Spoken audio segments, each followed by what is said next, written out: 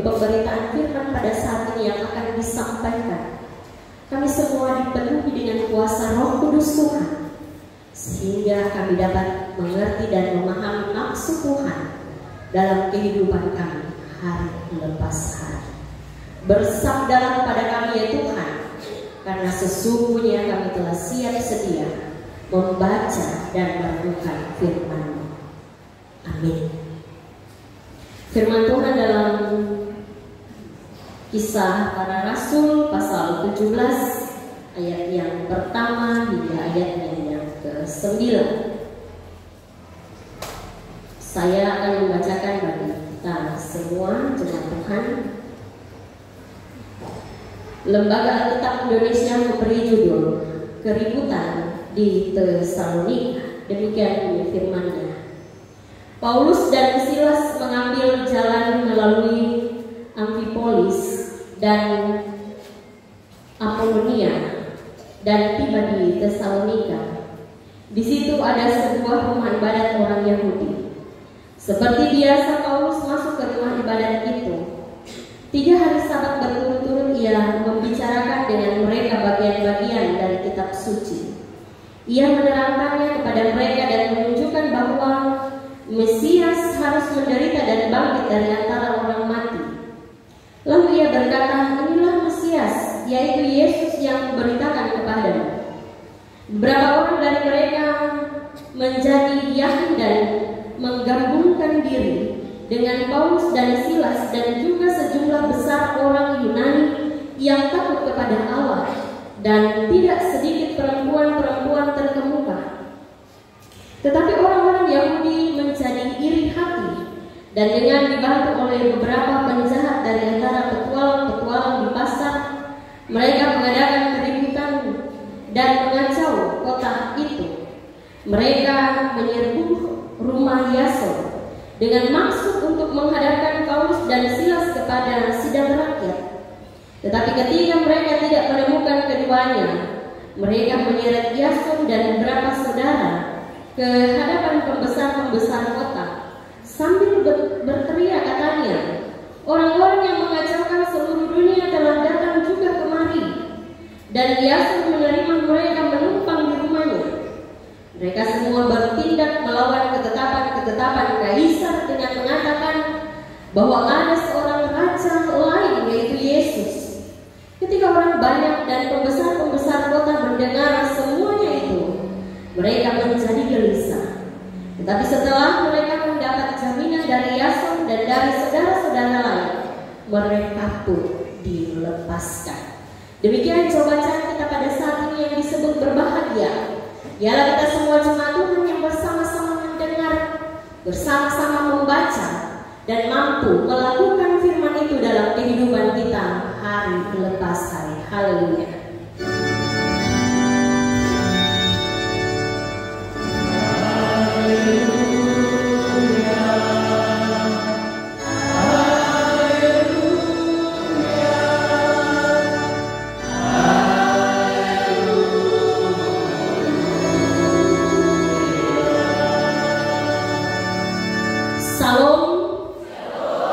Bapak dan Ibu, saudara-saudara yang dikasih dan diberkati Tuhan, ada pujian dan sembah yang terus kita naikkan di hadapan Tuhan karena kasih-Nya yang besar yang terus melingkupi perjalanan kehidupan kita, sehingga tanpa terasa kita sudah di minggu ketiga di bulan ke-9 tahun pelayanan 2024 ini.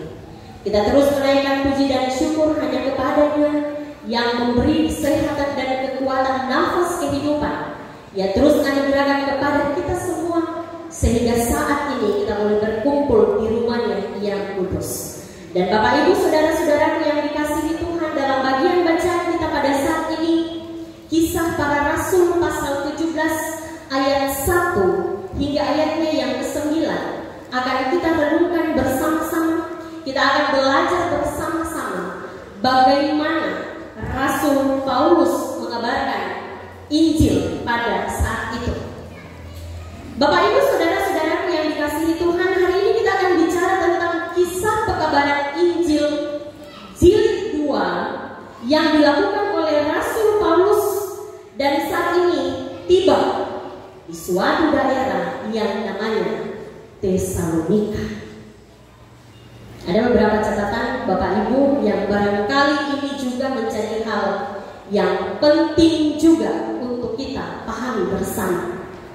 Ada ayat 1 sampai ayatnya yang ke-9. Yang pertama, lihat ayat 1, baris terakhir ditulis begini. Di situ ada sebuah rumah ibadat Yahudi. Dalam teks asli tidak ada tulisan rumah ibadat. Yang ada hanyalah en sinagoge ton Yudaios. Ton Yudaios artinya orang Yahudi, dan en sinagoge adalah sinagoge. Jadi harusnya kalau melihat teks ini, di situ ada sebuah sinagoge orang Yahudi. Sinagoge itu adalah rumah ibadah kecil. Kalau orang tidak bisa beribadah di bait Allah, maka di daerah-daerah lain ada tempat-tempat yang khusus orang Yahudi untuk beribadah yang bukan bait Allah. Itu namanya sinagoge. Dan untuk menggunakan teks ini maka diterjemahkan langsung oleh Lembaga Alkitab Indonesia dengan rumah ibadat.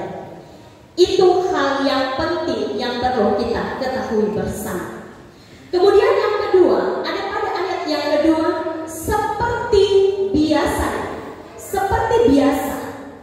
Ternyata di situ dalam teks asli menggunakan kata eito yang berarti kebiasaan, tata krama yang menjadi ciri khasnya, menjadi kebiasaan.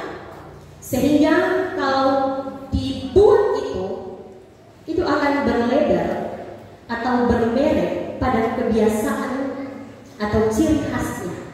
Maksudnya adalah kebiasaan ini yang menjadi ciri khas pada diri. Itu maksudnya. Jadi saudara-saudara, ada 3 rute pengabaran Injil yang dilakukan oleh Rasul Paulus, dan itu sangat lama. Nah, pengabaran Injil kedua ini ia berada di Tesalonika. Oleh karena itu di bagian ayat yang kedua dikatakan seperti biasa.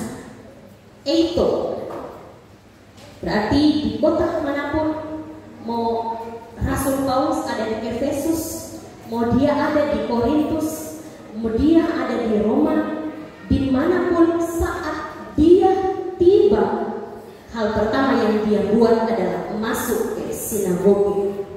Seperti biasa, langsung pergi ke rumah ibadat. Kegiatan yang jadi ciri khas dari Rasul Paulus. Barangkali kalau kita bisa berdialog dengan seorang Silas, waktu kau temani Rasul Paulus, apa yang dia buat pertama? Pasti juga Silas akan menjawab, hal pertama yang dia lakukan adalah pergi ke rumah ibadat. Biasa, hobinya adalah pergi ke rumah ibadat. Dan ini menunjukkan pada ciri khas dari Rasul Paulus.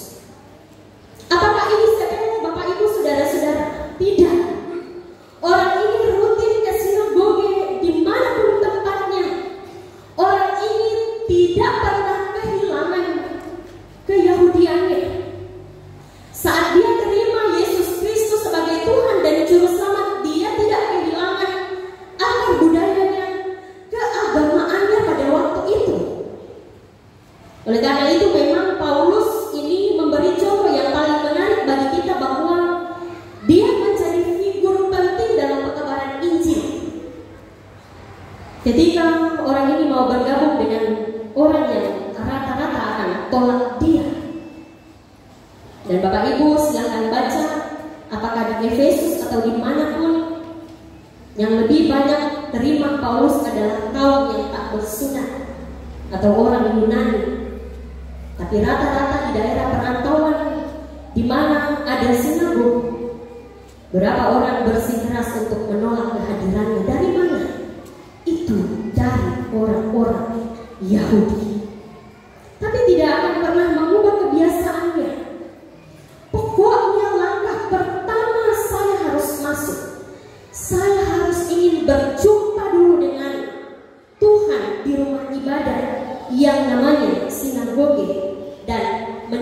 orang-orang yang ada di situ. Dia tidak mengubah kebiasaan kendati pun ditolak. Dia tidak pernah mengubah kebiasaan kendati pun bangsa itu tegar tengkuk. Bagi dia firman yang paling utama harus tetap diberitakan kepada mereka. Dan saudara-saudara yang dikasihi Tuhan, bagian yang ketiga, apa efek dari kebiasaan yang dia tidak ubah itu? Ada pada ayat yang keempat. Banyak orang Yahudi yang terima Yesus. Beberapa dari mereka terima Yesus, bahkan ini lebih luar biasa, orang yang Yunani pun bergabung. Upaya yang tidak pantang menyerah yang terus dilakukan oleh Paulus berbuah hasil. Beberapa orang Yahudi memberi diri, bahkan bukan hanya itu bisanya, Paulus jadi magnet untuk orang Yunani untuk datang di tempat ibadah. Itu kan bukan rumah ibadah mereka, tapi mereka datang di tempat itu karena mereka tertarik dengan pengajaran-pengajaran Rasul Paulus, dan itu sangat luar biasa. Kemudian yang keempat, so pasti. Bapak Ibu saudara-saudara, kalau ada yang terima, pasti juga ada yang tolak. Dan kelompok yang tolak itu adalah orang Yahudi juga. Ayat yang kelima, sebangsa dengan Paulus, bahkan sengaja membuat propaganda yang luar biasa, memanas-manasi. Mungkin kalau diandaikan ini seperti kompor gas yang 1000 mata. Nah, Bapak Ibu saudara-saudaraku, penolakan itu akan datang dan Paulus pasti tahu. Tapi itu tidak menggentarkannya. Sudah pasti ada yang menolak dan akan ada yang menjadi kambing hitam. Dan kambing hitam itu adalah Rasul Paulus. Saudara-saudara yang dikasihi oleh Yesus Kristus, dari bagian bacaan kita pada saat ini, ada lagi satu tokoh dalam bagian bacaan kita pada ayat yang ke-7, yaitu Yason. Dia menerima Paulus di rumah dengan baik. Kalau kita melihat dari nama, dia ini bukan seorang Yahudi, tapi dia mampu mengambil resiko yang berat. Kalau mungkin kita yang ditarik paksa, dihadapkan dengan para pembesar-pembesar di sekeliling, ada tukang-tukang pukul, pasti ciut. Dan pasti langsung buka kartu. Mungkin juga kita akan cuci tangan. Kita akan tidak mengaku. Dan seterusnya. Tapi kalau kita baca pada ayat 7, 8, dan 9 berbeda Bapak Ibu, kita tidak dapati itu. Seorang yang sangat luar biasa, welcome dengan Rasul Paulus, dan berupaya justru untuk menolong Rasul Paulus dalam pekabaran Injilnya. Sehingga pada ayat 8 justru menjamin kehadiran Paulus dan Silas bukan untuk bikin kerusuhan, tapi untuk mendatangkan kabar baik. Jadi salah satu tokoh yaitu Yason ini mengajarkan pada kita tentang penerimaan dan kemampuan untuk menjadi berkat bagi orang lain, serta menopang tanggung jawab pekabaran Injil Paulus dan Silas. Saudara-saudara yang dikasihi Tuhan, sebab itu apa sih yang dapat kita bawa pulang di minggu ketiga di bulan ke-9 pada saat ini melalui firman Tuhan ini? Yang pertama, Yason menerima Paulus dan Silas. Paulus menerima kehadiran umat Yunani yang juga ingin bertobat. Kita pun bisa menjadi alat Tuhan bagi orang-orang lain yang tidak kenal Yesus, atau juga yang kita kenal untuk diperkenalkan kepada Yesus Kristus. Kemudian yang kedua, kita juga sebagai makhluk sosial yang dipanggil untuk tetap bergaul dan menerima berbagai perbedaan. Yason untuk Paulus, Paulus juga untuk orang Yunani, dan kemudian menjadi berkat, menjadi kemuliaan bagi nama Tuhan. Gereja dipanggil untuk strategi ini sebagai cara kita melihat orang-orang yang berbeda bukan pada perbedaan itu, tapi sebagai makhluk yang sama, yaitu ciptaan Allah, untuk membuka diri sebagaimana Paulus dan Yason melakukannya. Karena itu Bapak Ibu Saudara-saudara, biarlah kiranya kita dapat membuka diri, baik kita sebagai pelayan-pelayan Tuhan, kita sebagai anggota jemaat Tuhan, kita tetap bergaul dan menerima perbedaan menjadi berkat, dan pada akhirnya nama Tuhan terus diagungkan. Tuhan memberkati dengan firman-Nya saat ini kekal selama-lamanya. Amin.